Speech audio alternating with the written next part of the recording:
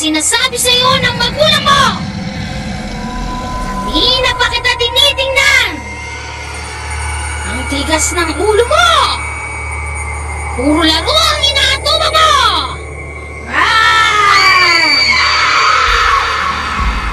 Kapag hindi ka pa natulog, ay papasukin na kita dyan sa bahay nyo.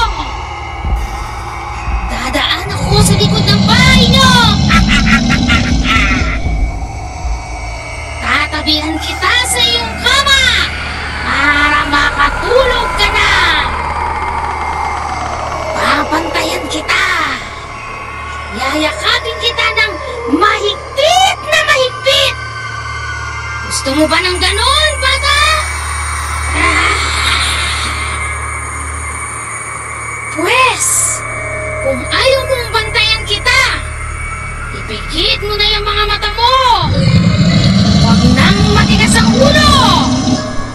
Bata, babalik ako mamaya. Sisilipin ulit kita sa inyong bintana.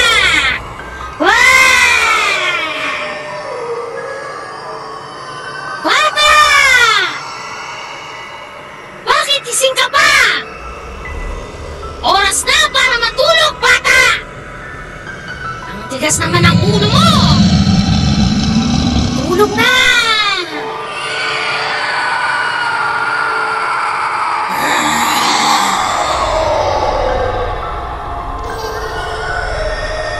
Huwag matigas ang ulo!